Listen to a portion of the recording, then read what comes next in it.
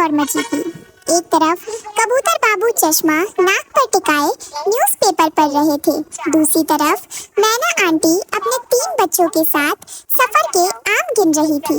रानो अपने दोनों बच्चों गुड़िया और कुकू के साथ काउंटर पर खड़ी थी। तोता मामा हाथ में कुली की तरह 2 बड़े-बड़े झोले उठाए खड़ा था। गुड़िया, अगर दोबारा उस समोसे वाले की दुकान की तरफ पाँव बढ़ाया ना तो वही छोड़कर चली जाऊंगी। मामा को देखो, 2-2 झोले संभाल रहे हैं और तुम दोनों की बदमाशी खत्म नहीं हो रही। मम्मी, नानी के घर जा रहे हैं तो क्या थोड़ा खुशी भी ना मनाए?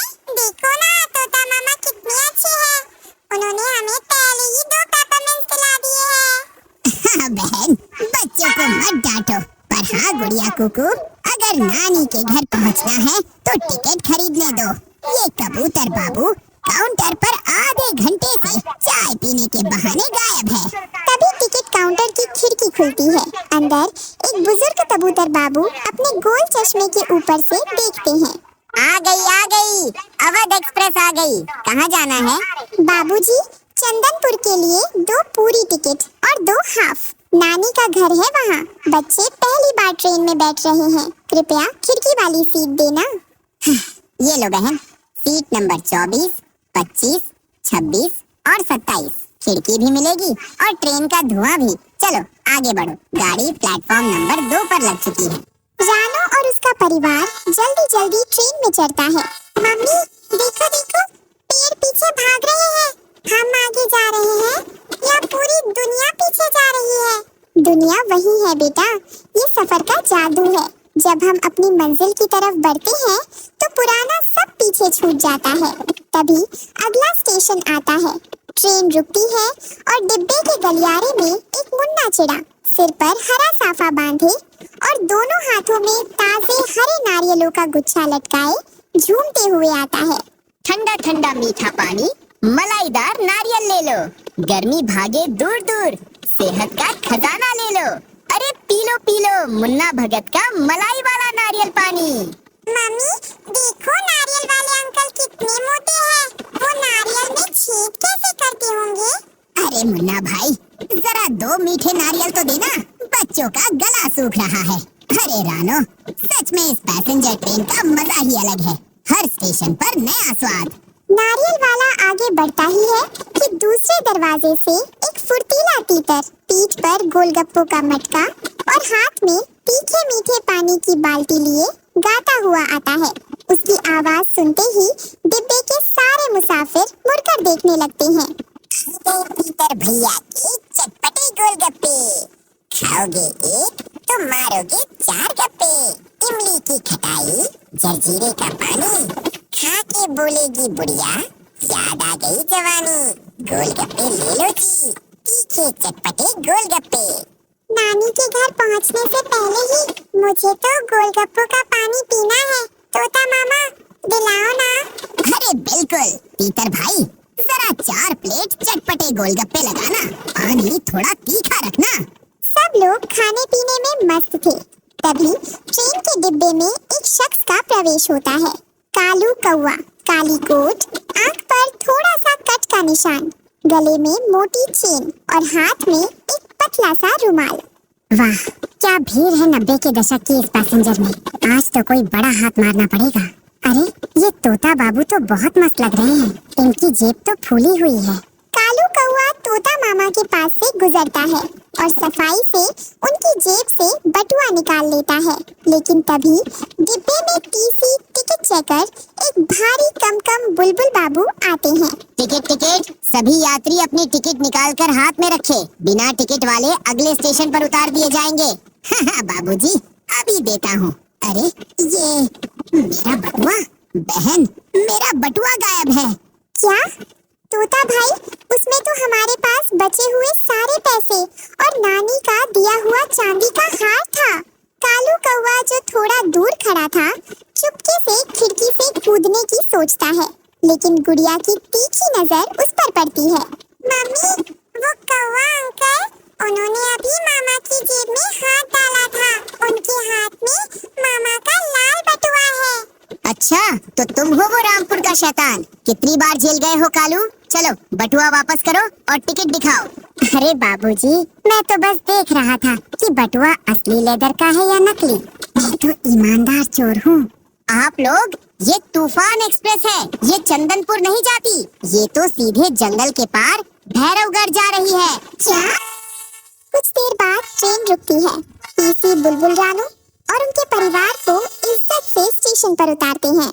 आप लोग यहाँ उतर जाइए। 2 घंटे बाद यहाँ से ग्रामीण लोकल आएगी जो आपको चंदनपुर ले जाएगी। गलती आपकी नहीं, भीड़ ही इतनी थी रामपुर पर। रानू, तोता, गुड़िया और कुकू प्लेटफॉर्म की लकड़ी के बेंच पर बैठ जाते हैं। बच्चे थक गए हैं और उन्हें भूख लग रही है। मम्मी, भूख लगी है। नानी के घर कब पहुँचेंगे? क्या नानी हमारा इंतजार कर रही होंगी? बस थोड़ी देर और बेटा, नानी कब से प्लेटफॉर्म पर खड़ी होंगी। उन्होंने तुम्हारे लिए मीठी रोटियां बनाई होंगी। तभी प्लेटफॉर्म पर एक बूढ़ा कबूतर आता है, हाथ में एक पतीला और गरम पूरी की टोकरी लिए। गरम गरम आलू पूरी ले लो, घी की खुशबू, मिट्टी का स्वाद, सफर का मजा ले लो, दोस्त की याद। भाई साहब, 4 प्लेट आलू पूरी देना और थोड़ा सा आम का अचार जरूर डालना।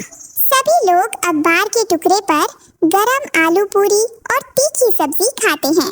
90 के दशक के सफर का असली मजा उसी मिट्टी की खुशबू और गरम आलू की सब्जी में था। बच्चों के चेहरे पर दोबारा मुस्कान आ जाती है। वही चंदनपुर स्टेशन पर एक बूढ़ी चिड़िया, नानी माँ, अपने बच्चों की राह देख रही होती है। हे भगवान, बादल कितने काले हो रहे हैं। ट्रेन 2 घंटे लेट है। मेरी रानो और मेरे नटखट नाती कहाँ रह गए? ईश्वर खैर करे। छुक छुक की आवाज आती है। लोकल ट्रेन स्टेशन पर आकर रुकती है। रानू और बच्चे उतरते हैं।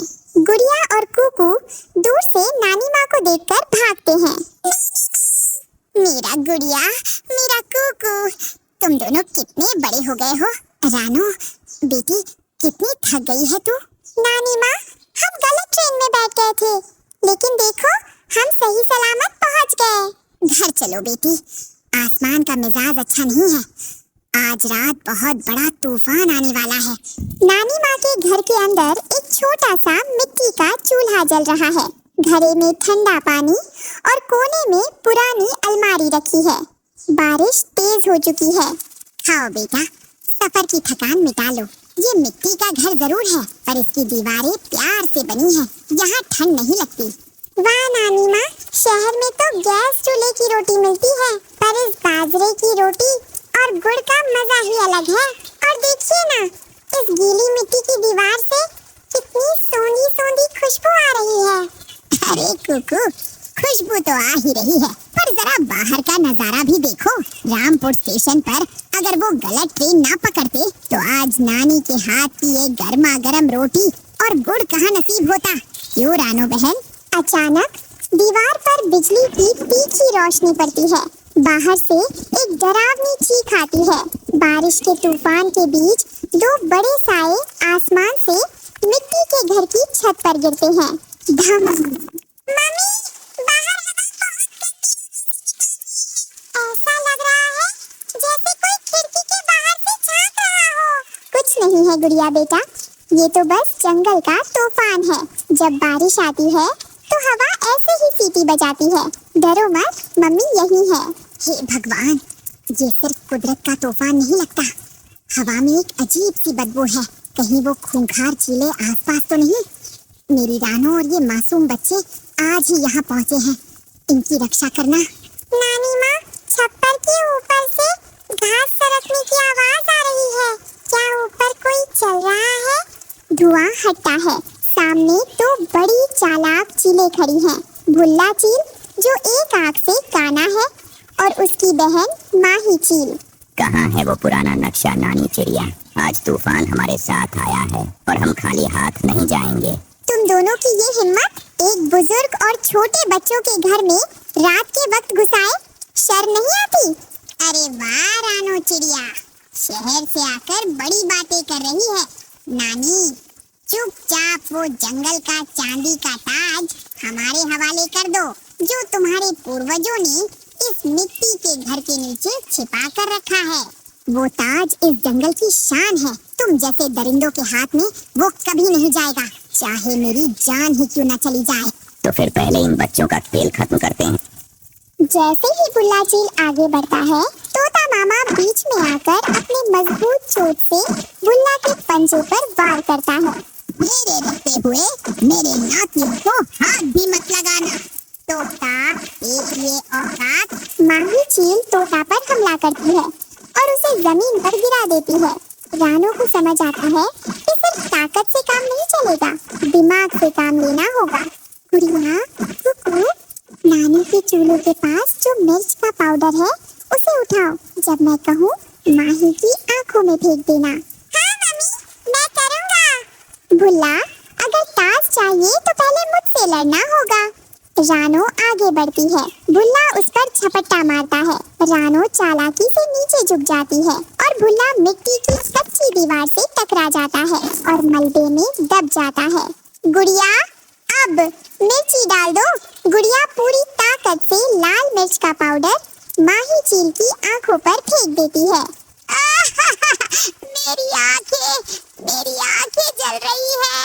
सफर में उनका दोस्त बना कालू कौवा, जो गुप्त रूप से ट्रेन के बाद उनका पीछा कर रहा था ताकि अपना पाप धो सके, खिड़की से अंदर कूदता है। और मैं हूँ कालू कौवा, रामपुर का सबसे बड़ा चोर। पर आज मैं किसी अच्छे काम के लिए आया हूँ। कालू कौवा और तोता मामा मिलकर माही चील को रस्सी से बांध देते हैं। बुल्ला चील दीवार के मलबे के नीचे दबा हुआ हाँफ रहा है। अगली सुबह जंगल के बाकी पक्षी, कबूतर, मैना और बुलबुल पुलिस को लेकर आते हैं और भुल्ला तथा माही चील को गिरफ्तार करवा देते हैं। रानो बेटी, तुमने और तुम्हारे बच्चों ने जो बहादुरी दिखाई है, उसकी वजह से आज हमारे जंगल का खजाना सुरक्षित है। तुम सभी को जंगल का सबसे बड़ा सम्मान मिलेगा। नानी माँ आंगन में बैठकर सभी को गरम गरम चाय पीते हैं। कालू कौवा भी मुस्कुराता हुआ कोने में बैठा है। उसके हाथ में एक चाय का कुल्हड़ है। नानी माँ, मैंने जिंदगी में बहुत जेब काटी है, पर जो सुकून आपके इस मिट्टी के घर में आलू पूरी और चाय खाने में है, वो किसी बटुए में नहीं मिला। बेटा, जब नीयत साफ हो ना, तो मिट्टी का घर भी महल से बड़ा लगता है।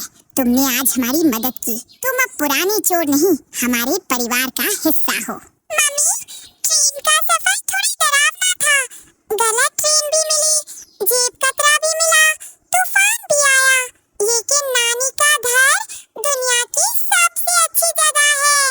हाँ मम्मी, क्या हम अगले साल फिर ट्रेन से नानी के घर आएंगे? हाँ मेरे बच्चों, सफर चाहे कितना भी मुश्किल हो, जब मंजिल पर नानी का प्यार और मिट्टी की खुशबू हो, तो हर सफर रोमांचक बन जाता है।